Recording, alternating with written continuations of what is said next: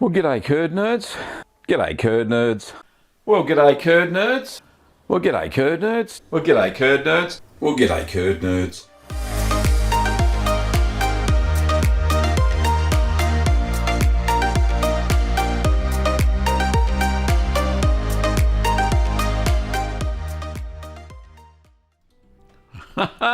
Welcome. G'day curd nerds and welcome to the show. This is episode 238, and thanks for joining. Hopefully the background music's not too loud. Let me know in the chat if it is. But g'day to lots of people. Who have we got so far? We've got Tony. Hello Tony, lovely to see you, mate. We've got Mark. G'day Mark. We've also got Habib. Hello Habib, how are you? Ooh, long time no see. What'd you say there? Good day, Sir Gavin. It's been 2 weeks since I joined. Missing your live sessions. I missed you too, mate. I did too. Alrighty. Michael. G'day, Michael and Jenny. Sitting down with a lovely glass of red wine and a little cheese. Lovely. You know what? I've never watched the show on my big 4K TV. So even though this is filmed in 1080p, 60 frames per second, so it's the higher end of normal 1080p, so high definition, which is lovely. But yeah, I've never watched it on a big telly, which I think some people in the chat do. I know a few people watch it on the on your TV on the YouTube app. So yeah, it'll look pretty good, I reckon. Pretty nice clarity. Anyway, who else we got? We got People. G'day, People. Lovely to see you. Boaz. And you actually get to witness the start of the show. Indeed you do, which is great. Where else? We've got Tony, Lactobacillus Prime from the Netherlands. Lovely to see you, mate. Let me think. That's it. Now, before I get started, how naughty of me, I forgot to introduce myself. I'm Gavin Webber, I'm the host of the show, and the Chief Curd Nerd, and I'll hopefully be answering your home cheese making questions. So, yeah, let me know. Let's have a look. Michael says he's watching it in 75 inches. Fantastic. So that's very cool. Also, Emily. Hello, Emily. Watching on big 4K while I do assignments. Good to see you again, Gav. Thank you very much, Emily. Is that a picture of cheese now you've got on your little icon thing there? Very cool if it is. And People has a question. Says, is there a best option for you for us to buy your books? Which pathway yields the most money for you? I want that option. Very kind of you, People. Thank you so much. What's the best option? Just trying to think. So, as far as ebooks go, the best option is via my merch store. So let me just bring that up, and I get the biggest cut there. Let's just have a look. Where's my merch store thing? So if you go to merch.cheeseman.tv, then I get the highest percentage there. Obviously on Amazon and Apple Books and all the other ebook stores, I only get a small royalty basically for the ebook sales. But Teespring or that merch store there, Teespring hosts the merch store, I get the biggest cut. However, the biggest absolute cut I get is where I sell my paper-bound books. So I make them myself. There's some online. Let me just have a look. Can I bring them up? 2 seconds. I had this prepared somewhere. Okay, yep. So if we have a look here. So this is, littlegreenworkshops.com.au. This is the store that Kim and I run. And this is the cheese section. So if we go down to books and DVDs, there's no DVDs anymore. But yeah, I have a spiral bound book here. This is my first book. I'm currently working over the last few days. So it's a book. So spiral bound, and it's got heaps of recipes. 27 recipes, and this is the first book, Keep Calm and Make Cheese. Now, so this is the most revenue I would get personally if somebody bought one of these books. Now, there's some in stock. How many have I got in stock at the moment? 2. I can fix that, but there's 2 in stock currently. If you want them signed, leave a note on the checkout page where it says leave a little note for delivery or whatever. So if you want it signed and who you want it signed to, I can sign those books. Like I said, I'm currently just fixing up the manuscript for the second ebook. I've converted that into a paper book, and I've got the proper binder now and everything for it. So I'll be printing those ourselves. They'll be probably double the price of that original book, but that'll be spiral bound as well. Great cook. I found the best cookbooks are the spiral bound ones. You can just fold them to the page, the recipe you want, and follow it through, and away you go. But yeah, I'm currently working on that. I started all day yesterday, adding in QR codes, fixing up some of the formatting so it looks better when it's printed. So that's all good. But fantastic question. Thank you so much, peoples. And you also said, congratulations on your second book. Thanks, mate. Yeah, like I said, I'm just about to release that, so that as a paper version. So it's a paperback. All right. So yeah, congratulations on the second book, and I released that, when did I do it? Last year? This year? I can't remember. Now, if you don't wonder what I'm drinking, I'm actually drinking a blonde, which I made myself, fermented. There's a video on it. Is that going to focus? There we go. So that was made on the 2nd of March, and I bottled it, 2-3 months ago. That's made from whey, from cheese. So whey, honey, and yeast. And I tell you what, it tastes like sherry. That's why I got in a little sherry glass. It is delightful. You should try some. Anyway, there's a full bland video, how I made alcohol from whey, on the channel page. Go find it. It's there somewhere. Very cool. What else have I got? Oh, I forgot to thank people. Hang on. So the show wouldn't be possible. I'm a bit all over the place today, aren't I? Haven't had enough bland. The show wouldn't be possible without the financial support from the YouTube members and the patrons. So we've got a few new YouTube members over the week, so that's fantastic. Thank you so much to Anthony, Boris, Ruth, and Colin. They're the 4 most recent. And if you see your name there, thank you so much for your support. It's absolutely fantastic. Also, if you're a patron, thank you so much for all of the patrons who patronise the show.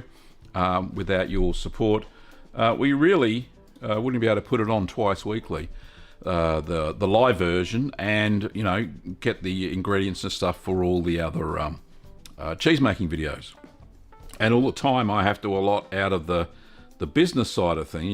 You can see kits and stuff there that we sell online, and books and all that sort of stuff. But yeah, I have to allot time out of doing business stuff and get my other staff to do that. That's Ben and Kim, my other 2 staff members. They go and pack the orders for the day, and I go and produce videos and stuff like that. And it's the money that I get from patron and members that help out to do that. So I can put that time aside to produce all this lovely content. Anyway, now, moving right along. Now, there is a gallery with quite a lot of photos today at 30 minutes past the hour, so in 20 minutes time. And also, there will be some jokes. I forgot the jokes last week. Some of you reminded me right at the end of the show, where are the jokes? So yes, I have some jokes. I've got them here. There we go. They're all blurry, so that's why you can't see them yet. Spoiler. Anyway, so we'll do some jokes and we'll see how we go. Anyway, let's get on to some questions, which is probably the main reason why you're here. So Habib has a question. Very first one for the day. I have a question about yield from cow's milk. Is it the normal range for a semi-hard cheese, and are there lower and upper limits? Do we include the ricotta yield and add it as cheese yield? Good question. So, The normal yield for cow's milk. So cow's milk, it all depends on the amount of fats in the milk, of course. Cow's milk can be naturally as low as about 3.5% from Friesian Holstein type cows, all the way up to Jersey cows or Swiss Brown, which have about 5 to 5.2% fat content. Very high. So the higher the fat content of the cow's milk, the larger the yield. Rule of thumb though, the normal yield is about 10%. So the weight of the milk, you'll get 10% of that as cheese. Because remember, milk is mostly water. So 90% of it is water. The other 10% is made up of proteins, fats, and some trace minerals and vitamins. It's about 10% is the yield. And no, you don't really count the ricotta, because not every cheese maker or cheese factory will make ricotta as a byproduct of the whey. A lot of it goes to waste, unless the cheese maker is savvy enough to use the whey, the byproduct of cheese making, for something good, instead of tipping it down the drain. I have heard that in Wisconsin in the USA, where it's quite cold in the winter, they actually use whey and calcium chloride to de-ice the roads. So that's interesting. That's something they use it for. There are many other great things that you can use for whey. And like I said, you can make bland, which is a whey honey. It's called a lactomel is the official name of it. So it's like I said, three ingredients, not products. Whey from cheese making. I think it was a Colby that I used. So this has essence of Colby. It doesn't smell like cheese whatsoever. Just joking. So yeah, you can use the whey as, all sorts of things. Now, a lot of those milk solids, if you watch the bland video, all sunk to the bottom. And eventually it cleared out, so there's no milk solids in it whatsoever. It's probably some lactose. That's why it tastes a little bit sweet like sherry. But yeah, because I think most of the honey fermented out. So the good thing is it's not too dry. It's got a little bit of sweetness, which is fantastic from the lactose. Anyway, very cool. And I hope that helps. So I would say between 10 and 12%, lower upper limits. But on average, about 10% is the yield you normally get. Thanks, Habib. Appreciate it, mate.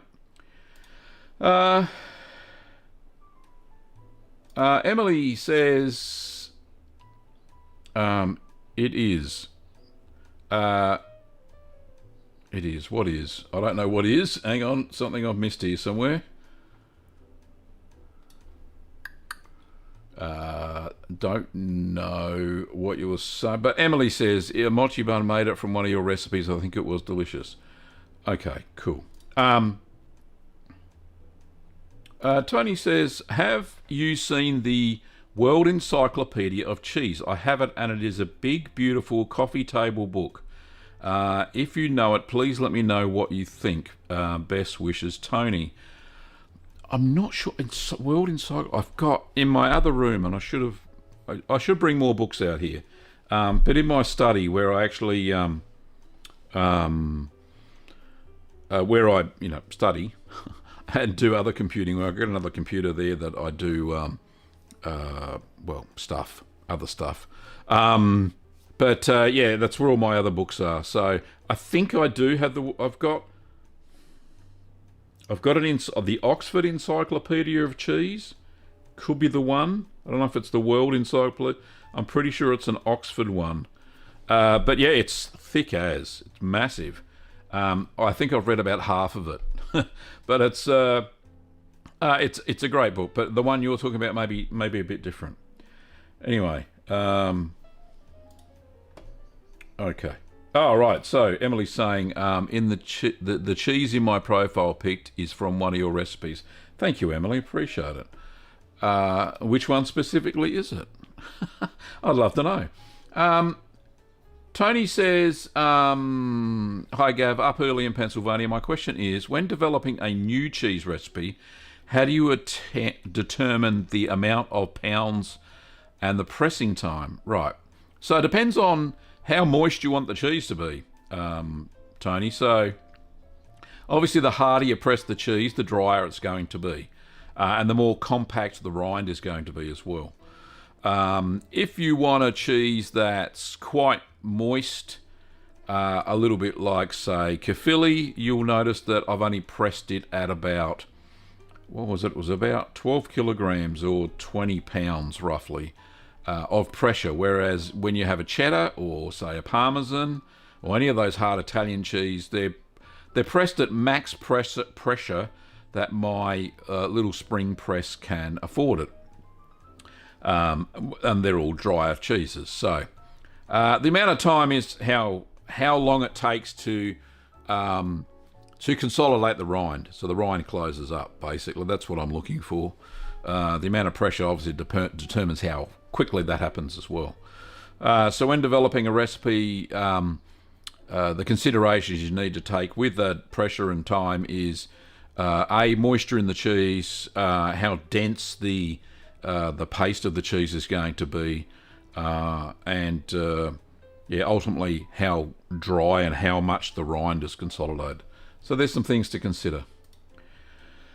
Tony also says, I'm glad to see your live show for a change. It's 5 a.m. here on the east coast of America.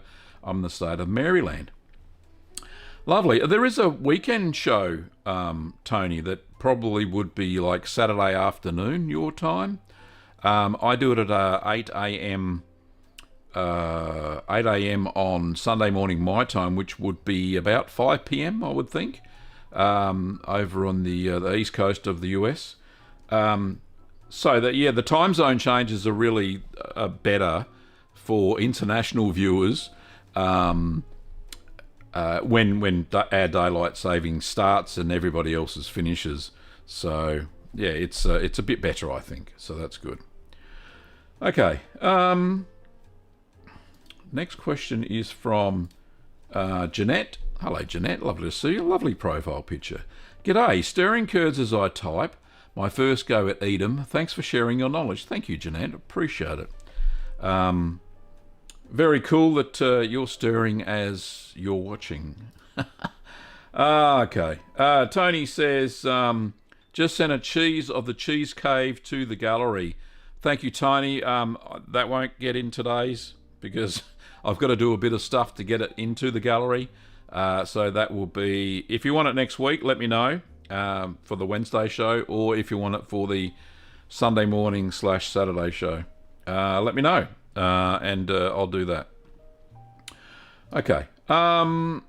People says, which is exactly why I asked. Thanks, Gavin. I've done technical book deals before.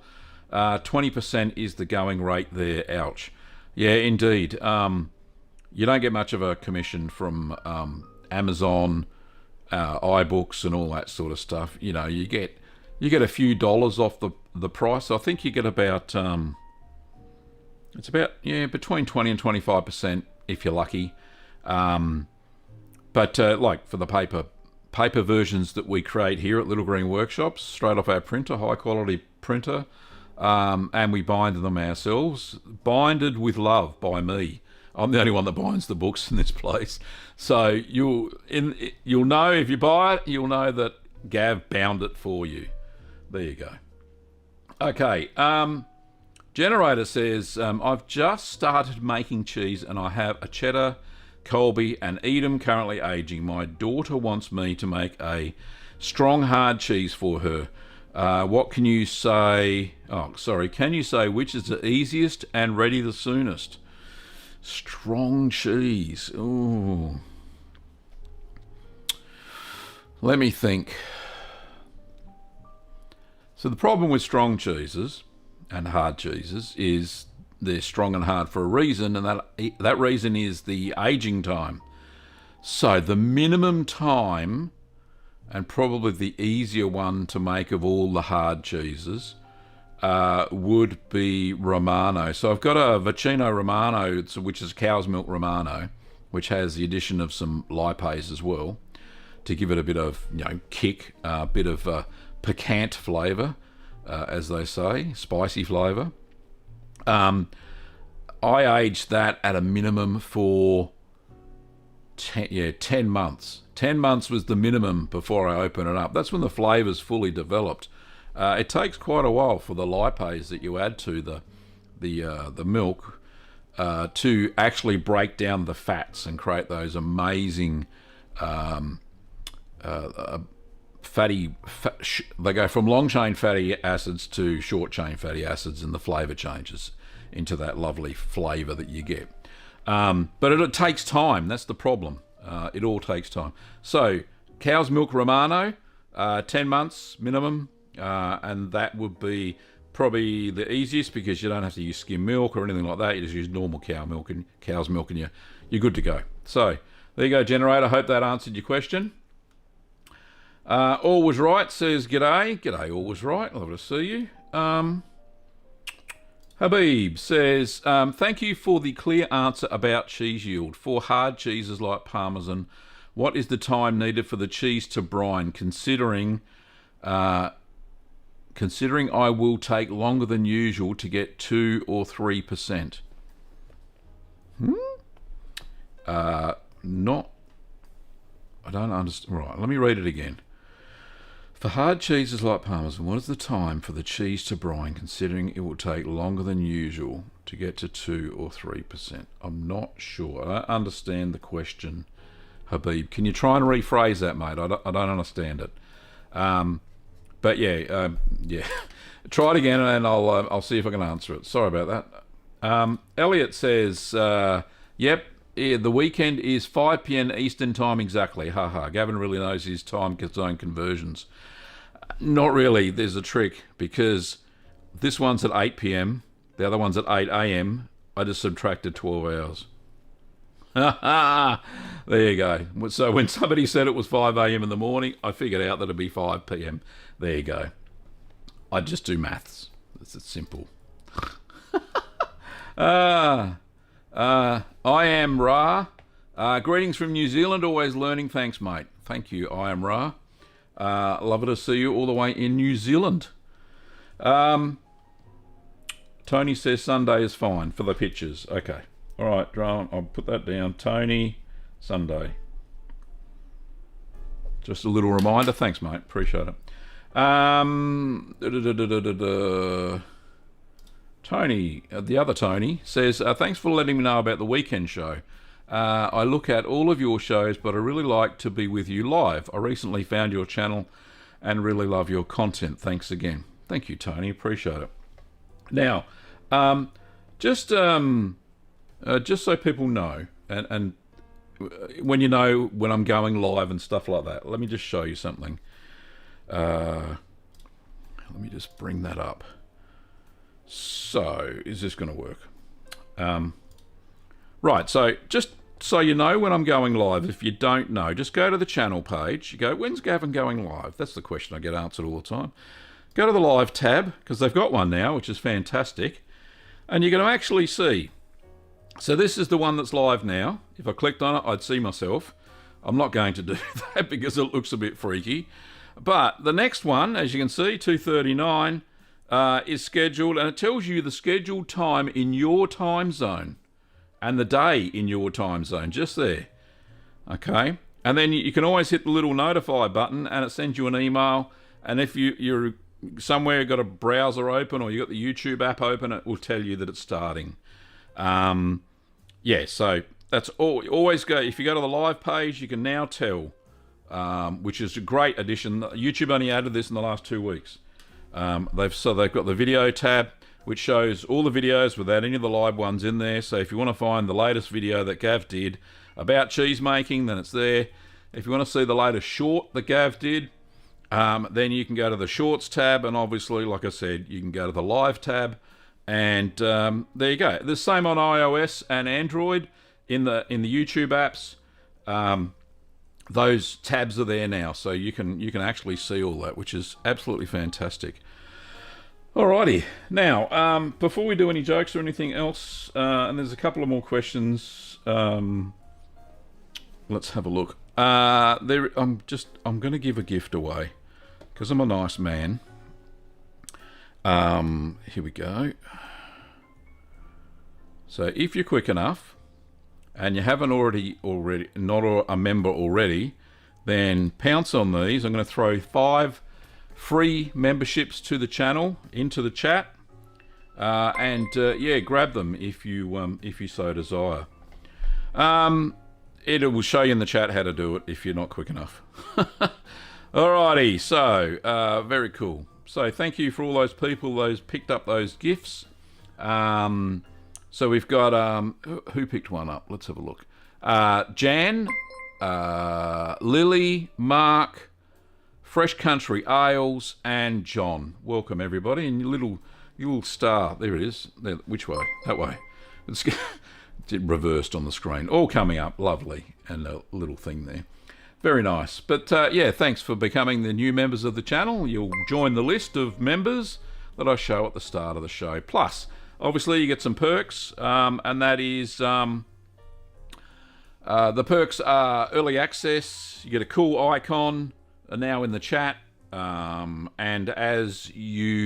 if you renew your membership yourself, the icons change for the amount of time that you're a member. So that's cool. Okay. Next question is, Generator says, awesome, thanks. Expect my order for lipase tonight. Thanks very much, Generator. I will get that to you in the post tomorrow. I'm doing orders again tomorrow, so we can do that. Shauna says, sorry I'm late, fell asleep on the couch. That's okay, Shauna. No big deal, mate. You're here now. You're here. Oh yeah, I shipped your order too. Thank you very much for ordering through Little Green Workshops. Alrighty. Always Right says, in all your cheese tasting adventure, what is the oldest cheese that you have sampled? Well, there you go. Good question. Let me think. It would have to be the 7-year-old Double Gloucester. Double Gloucester? Yeah, it was Double Gloucester. 7-year-old Double Gloucester, where I found a piece of it in the back of my cheese cave, because, you know, it was right on the bottom shelf, right at the back, and yeah, it's just how it is. And yeah, it was absolutely delicious. And if you had to watch the live 12 hours of cheese, you would have seen it. I tasted it for my lunch. So, and I think I did another video after it, an extract of that. Emily has a good question. Says, can we gift a membership to your channel? Yes, anybody can. If you're in the chat now and there's a little box. Did I bring it up? No, it's gone. If you have a look down the bottom of the chat, next to options, you can become a member. You can do a super chat. You can do a whole bunch of stuff there in the little box with the $ on it. And you can gift memberships. But the thing is, they're random. So whoever picks them up, picks them up. You can't specifically give a membership to an individual, Emily. Whoever gets it, gets it. It's the quick and the dead, unfortunately. But yeah, so that anybody can gift on the channel and throw in memberships. It's just not me that can do it. Anybody who's a member already and a subscriber can gift other memberships. So it's pretty cool. I'm not sure. You might not have to be a member already to gift memberships. I think you just have to be a subscriber. So you can go and check it out, see if that option's there for you. It's certainly there for me in the chat. So that's why I do it. I like to give things away. Okay. Right. Habib's right. He's got a better question. How to calculate the time needed for an extra sharp hard cheese to brine and be able to get the cheese to 2 to 3% salt content. Right. 12 hours per kilo per inch, more or less time. I find contradictory info. Right. So it's a good question, Habib. So I have seen. So what is it? I've seen in some books they say 3 hours per 450 grams of cheese, but I find that's way undersalted. So for about a kilo to 1.2 kilos of cheese, I tend to brine for about 12 hours at 18% saturation. And that'll get enough salt into the cheese to make it stable, if that makes sense, and won't have any off flavours after it's done. That's how you do it. Well, that's what I do anyway. So if I make a bigger cheese, obviously you got to brine it longer. If it's double the size, double the brining time. The denser the cheese is, like if it's a harder cheese, then I always throw an extra couple of hours onto the brining time as well, because it's going to take a lot more for the salt to penetrate into the cheese to get it up to 2 to 3%. Well, 2 to 2.7. 2.7 is really the max you should salt at. So at 12 hours per kilo per inch of cheese? No, I don't know about that. I'd do it by weight. I wouldn't by size. 12 hours per kilo, 1.2 kilos is about right. There you go. Thanks, Habib. That's a good conversation topic. Elliot says, welcome, Shauna. Wow, I didn't know they added a live tab. Took them long enough. Indeed. People who do live streams for a living, that's what I do as well, based on cheese. It's not a gaming channel, as you can tell. Have been asking to separate the lives out from the main content because people are getting confused. A lot of people just want to watch the live stuff, right? And a lot of people just want to watch the cheese making videos, or both, right? But at least now you can find them. And the biggest bugbear was shorts, YouTube shorts. Not everybody likes them, right? The young'uns seem to, but short form content video was mixed in the feed with on the main page in the video feed, and that nobody liked that. So I think that's one of the reasons why they, as YouTube are pushing shorts so much, that's why they've separated out the content, and that's fine. The Island 991 says, hi Gavin, hello here from England. Hello, how are you? Must be pretty early in the morning there. About what, 9 a.m. roughly, I would think. But yeah, cool. Cool Cat says, I like the new products. Yeah, I like that too. Let me just have a quick look. And this is only something we've been adding recently on the stream page. Let me see. Can I go to the stream? So what Cool Cat is saying. So here on this is me. I've frozen myself. All right. I'm not going to show. So it's even got Cool Cat there. How good's that? Right. So down here, it says product showcase by me. Every live stream I can set up what merch products I would like to show. Plus, in the pinned bit, I can add in what product. Not trying to plug it. It's just there for information, right? If you want to buy it, you buy it. If you don't, you don't. That's all there is to it. But yeah, I like that feature too. I can set that up in the streaming software that YouTube gives me, which is really cool. It's not something that was there before, that's for sure. Don't you worry about that. Boaz says, I'm not sure how this pickup works. I didn't see a button, but congrats to the winners. Look, I think the way it works, and I've done it before, is you get a little message saying, do you accept gifted memberships or something like that. I'm pretty sure that's how it works. And that's somewhere in the stream. I'm not sure. Could be up in the where it says the chat bit up at the top. It could be up there. I'm not sure. And it's an option you have to select somewhere, and then when it comes up, there's a little button you press. Those who just accepted one could probably let people know. The Island 991 says, I started making cheese after being inspired by your channel and cheese making videos. Thank you so much. Made cheese at home for a while. Now I am a cheese maker as my profession. Oh, that is such a cool story. Very cool indeed. Thanks, The Island. I don't know your real name, but Yeah, that is absolutely brilliant. Hope you're enjoying cheese making as a profession.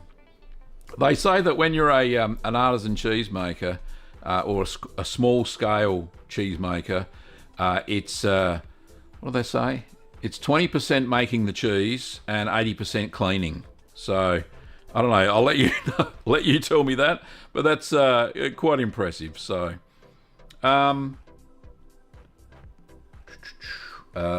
Tony says, for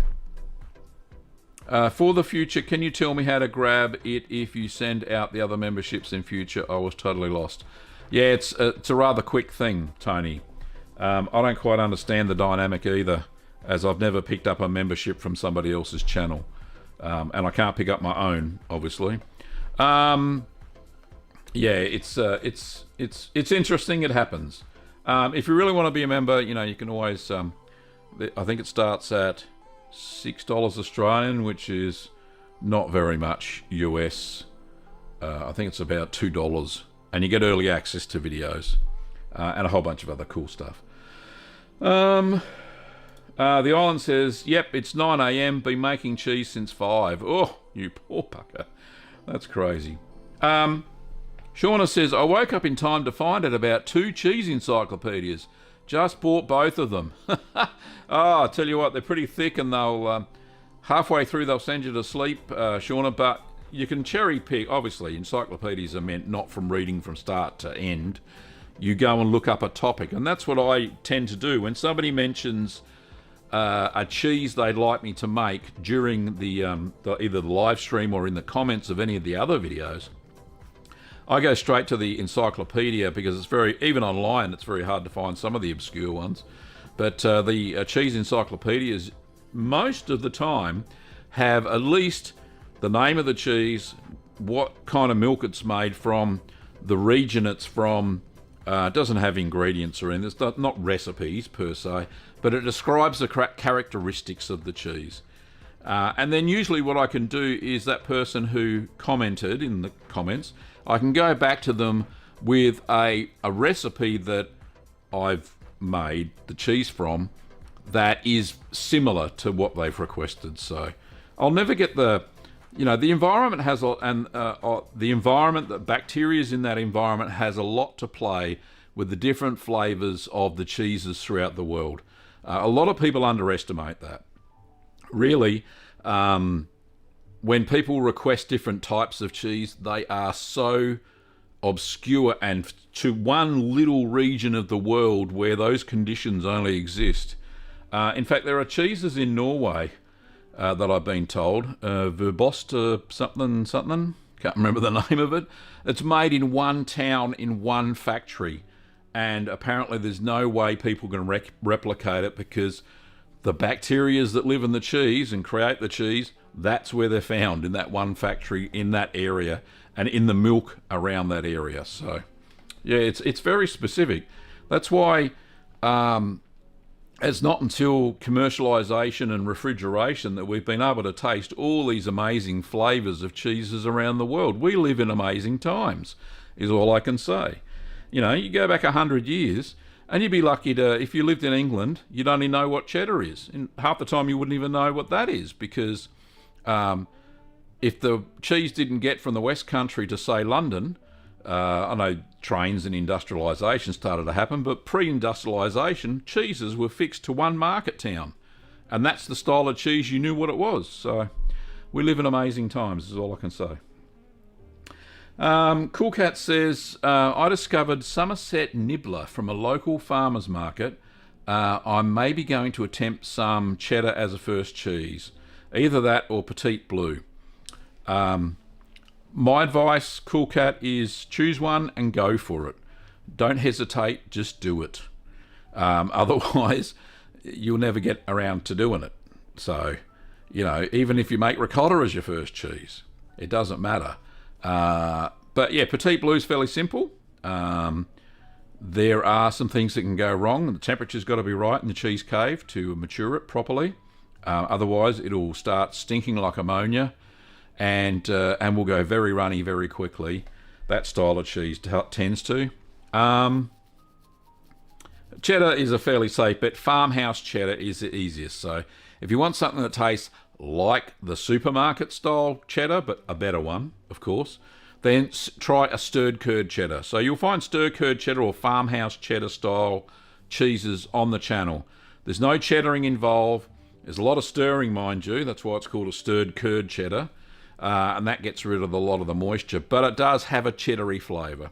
And it does taste quite good. So go and check out some farmhouse cheddar before you go and do the real cheddar using cheddaring and turning blocks of cheese and stuff like that.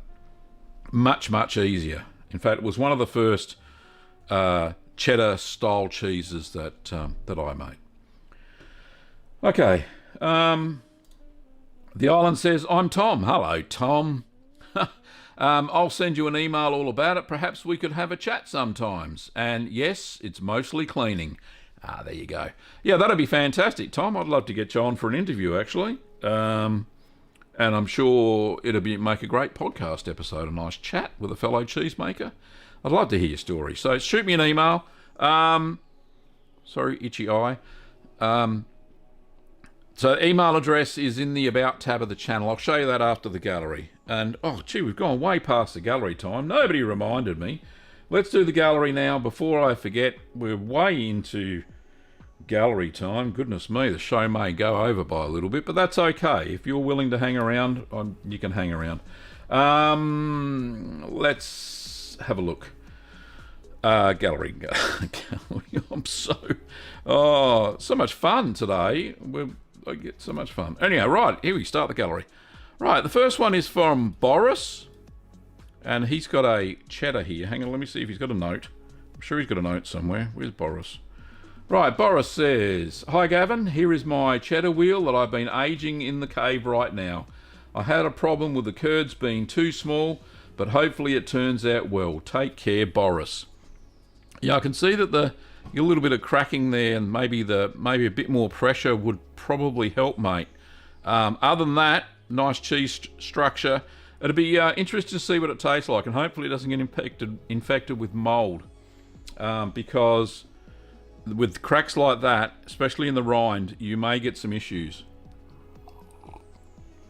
Anyway, so moving right along. Thanks for sending that in, Boris. Appreciate it, mate.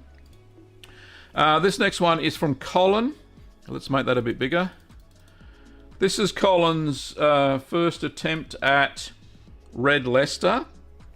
And Colin and I communicate regularly on the telephone, as he's one of my customers and part of the customer support. You get phone contact with Gav, and you can ask questions and all that sort of stuff during business hours, of course. I do have a social life occasionally. Colin says, Hi Gavin, I hope I have the correct address for the Wednesday cheese chat. Indeed. I haven't seen you on either, Colin. Maybe you're lurking in the background. I don't know. Just a snap of my wannabe Red Leicester for your cheese-making extravaganza gallery.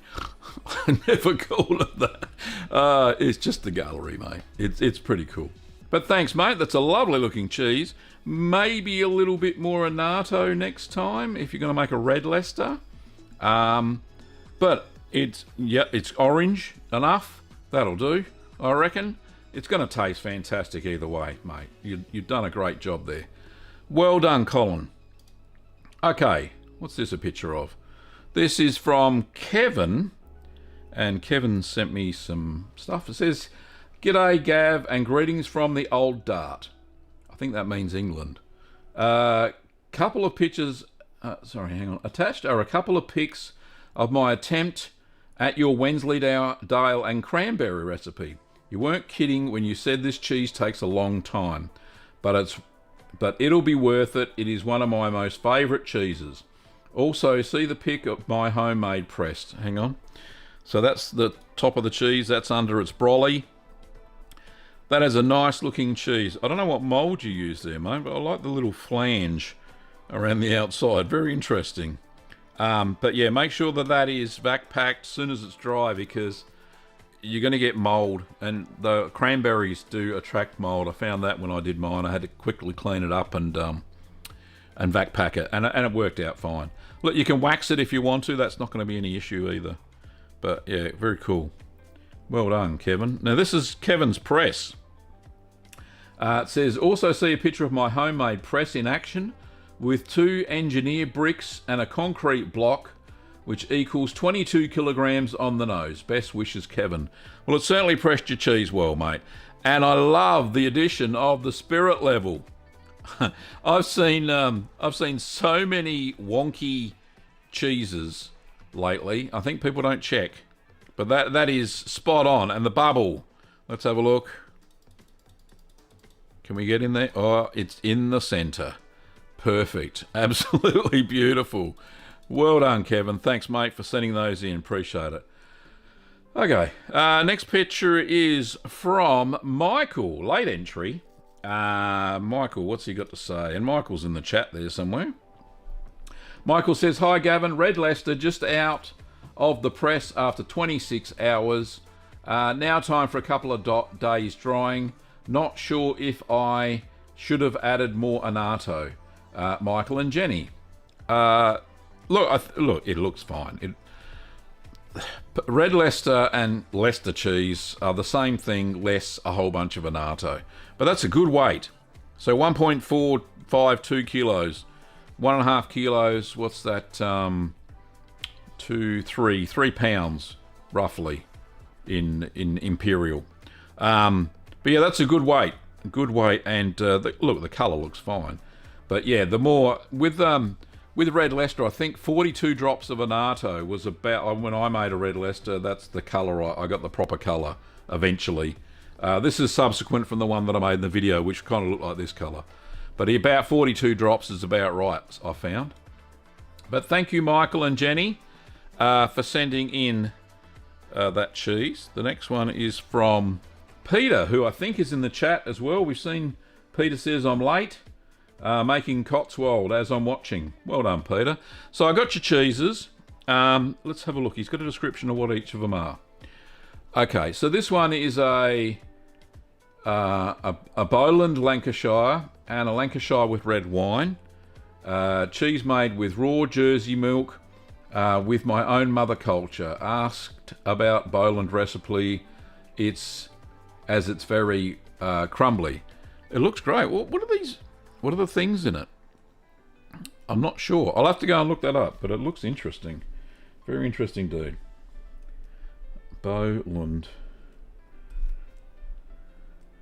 Lancashire.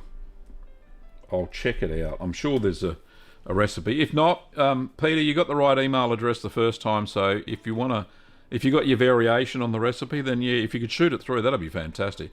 But I love the red wine cheese. This is kind of the colouring I was trying to get on the red Windsor that I made.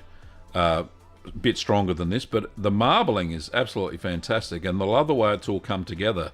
Very nice, clean rind with no cracks.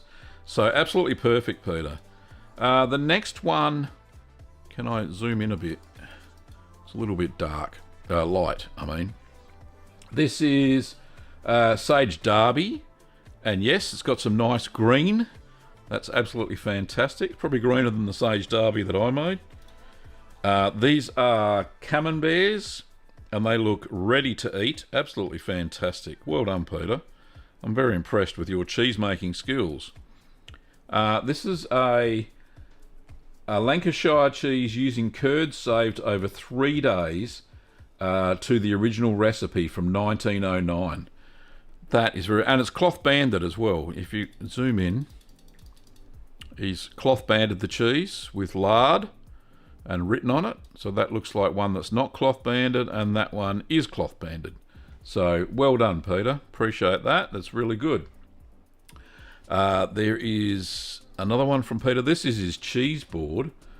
Let me see. It says cheese board of Lancashire, double Gloucester, blue Lancashire.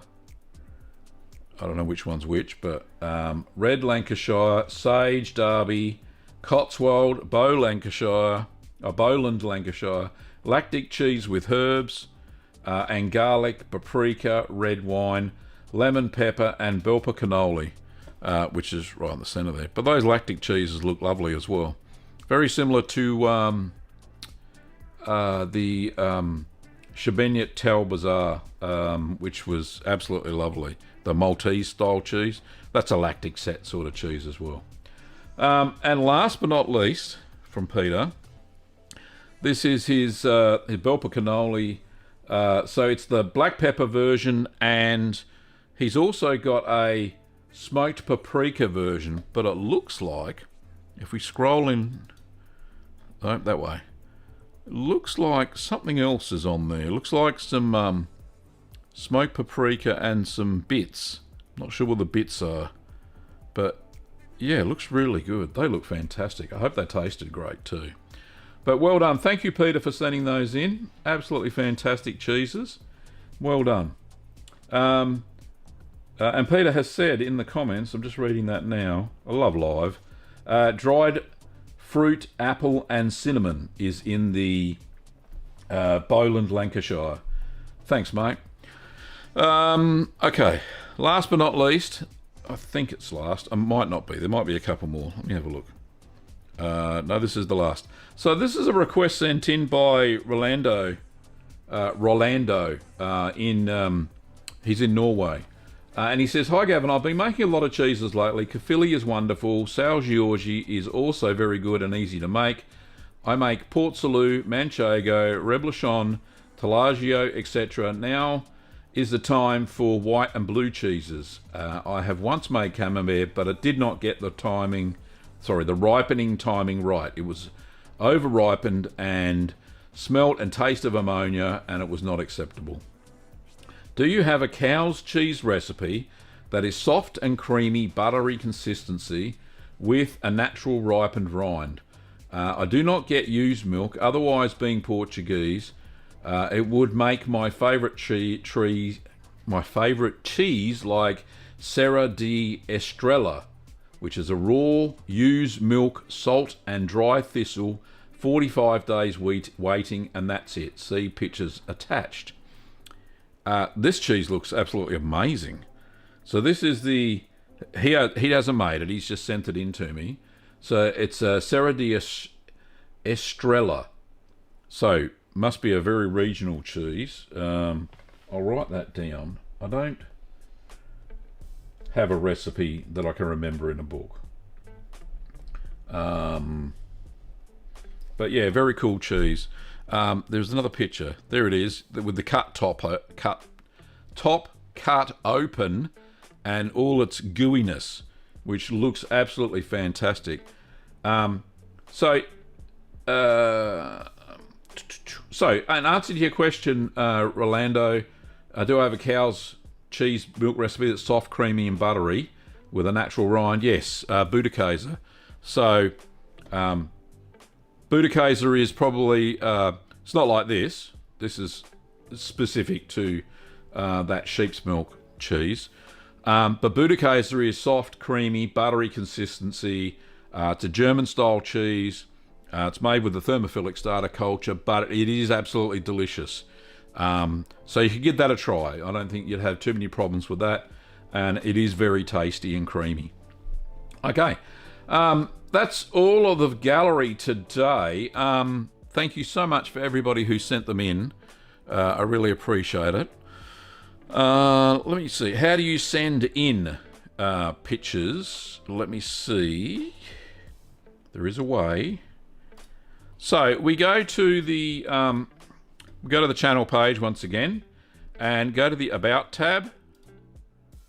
And I am logged on at the moment. So down here in the details, it says for business inquiries, view email address, and you click on that. There's a little capture you have to do, and that's the email address that you can send through the photos. I've got lots of capacity in my email inbox, so send that through. If you've got photos of the cheese you've made or cheese you're making, or even very short videos, I wouldn't probably be able to download anything longer than a minute, but any cheese making videos that you'd like to share, but make sure, like I said, make sure they're no longer than a minute, because the size will just blow out, especially depending on the not the ratio, the size of the video file and how many pixels there are. So, yeah, just be careful with that. But yeah, probably no longer than a minute if you want to say g'day or something via video. That would be cool.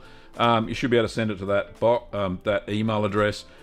If you've got a Dropbox, it's probably better to send the Dropbox link or whatever, Google Drive, what have you, if you are going to send a video, and I'll be able to download it from there. But very cool. So yeah, so that's where you send your photos. And thank you to everybody who sent in photos today. Your cheeses have been absolutely amazing. Thank you so much. Okay. What is the time? We've got 4 minutes to go. Goodness me. Where's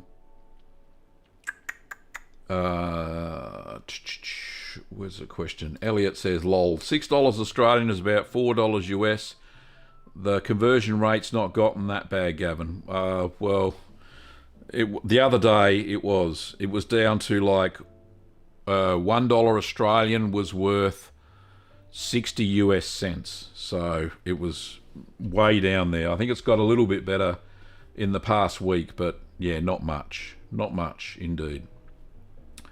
Dr. Gangjaman says, g'day Gavin, glad to catch up. Hope all is well, sir. Indeed it is. I'm feeling pretty good. Now I've recovered from that illness that I had that I cannot mention on YouTube or they'll ban me. If you watched a few shows ago, then you'll know what I had. But I'm better. I was on antibiotics for 9 weeks to get rid of it. So just crazy. Quick few questions to go. Tony says, when adding ingredients to cheese, is there a rule to stay safe from illness? Where do you draw the line as to what is safe to add? Right, so when adding ingredients to cheese, I prefer to sanitize the ingredient with heat usually. So if I'm adding any herbs or anything like that, I'll use dried herbs. So dried herbs, and then I'll usually rehydrate them. So anything like chili flakes or anything like that, or mustard seeds. Mustard seeds I'll cook to bring the flavour out. So just cook them for about 5 seconds in a really hot frying pan. That's perfect, and you'll hear them pop. They're pretty cool.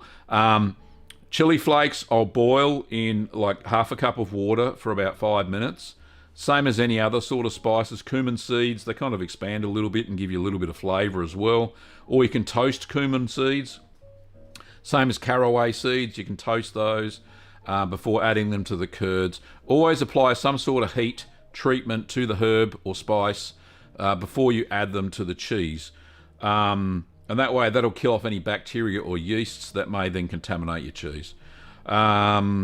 Or anything really sugary would also work. So things like, let me think, dried apricots. I think I did boil those too and rehydrate them a little bit. And then cut them up into tiny pieces and add them to cheese. So, yeah, that's the best way to do it. Some sort of heat treatment, whether you boil the ingredient for a few minutes or you cook it in a dry frying pan if it's like a spice. Same thing. Not only with that, with the spices, you bring out more flavour too. So if you do that. So what's a rule of thumb? So anything that you think may ferment in the cheese, because remember, a lot of cheeses are long aged. So any long aging cheese that you want to add something to, make sure they don't ferment. If you think they're going to ferment, don't put them in. If it's a fresh cheese, you do whatever you like. You're going to finish that fresh cheese within 2 weeks. And the cheese itself will go mouldy before the ingredient will go mouldy, if that makes sense. So fresh cheese, add anything you want. Even things with oils like sun-dried tomatoes that you can't get all the oil off and all that sort of stuff. Fresh cheese is no problems like at all. Queso Fresco is a perfect cheese that is ready the same day you make it, that you can add things into the curds and mill them in. And it is perfect. Little recipe that I've got on the channel for queso fresco. You can just about add anything to it. It's not going to last a long time because it's a fresh cheese. It's got a bit of salt in it, but I certainly would not age that cheese. It's too moist. Anyway, Cool Cat says, you're right, Gavin. This is talking about just get on with it. I've been putting it off for months, too busy, so I just need to do it. Thank you for answering my question. No problems at all, Cool Cat. Cool Cat says, I was just looking up what the French refer to region. I think it's terroir, which is spelt differently. Somebody's done something in there. Where is it? That one. There you go. Yeah, that's it. It means environment, region, the flavour of the land, the dirt, the whole lot, the whole vibe, Marbo, you name it. Only Australians will get that bit. Peter says, smoked paprika is just too coarse. They're just flakes of skin. Oh, okay. There you go. I see usually they're using paprika ground to a powder. But yeah, so that's smoked paprika, which is the coarser one. Is okay, so that makes sense for your bell pepper cannoli. So very cool. All right. Cool Cat says, that's right, you've pronounced it perfectly. Terroir. I think that's it, without the R. Anyway, my French is not that good. I never did French in school. I did Indonesian because we're in Australia and we learn the country that's next to us. Anyway, that's it for today, I think. What's the time? I've gone 2 minutes over time. Thank you so much, everybody. Thanks for watching, of course, and thanks for those who picked up the memberships. Don't forget that if you want to learn how to make cheese, you want to do it in a structured way, pop over to courses.littlegreenworkshops.com.au and you can go to the Curd Nerd Academy and learn how to make cheese. I teach 9 different cheeses, video instructions throughout the whole course. It's structured very much like my book, Keep Calm and Make Cheese, but in video form. So it takes all the hard work out of learning how to make cheese from looking at the random videos that I put into the channel. So it's a structured course, so go and check that out. If you want to buy anything from the shop, including kits like the ones you can see at the back, books, all that sort of stuff, pop over to littlegreenworkshops.com.au and go to the cheese section. And yeah, you can check out all that stuff. It's very cool. And we ship to a lot of countries now, except for Africa, EU, and UK, due to delivery and tax issues. And last but not least, if you want to pick up some cool merch, like the lovely Curd Nerd, Certified Curd Nerd Cup, go over to merch.cheeseman.tv and you can pick something up there if you want to, including my 2 books, which I've pinned in the chat, whichever side the chat is. That side, maybe? Anyway, thanks for watching, Curd Nerds. I'll see you Sunday morning my time, whatever time that is for you. If you want to know what time it is in your time zone, go to the live tab on the channel and you can check it out. Thanks for watching, Curd Nerds, and I'll see you next time.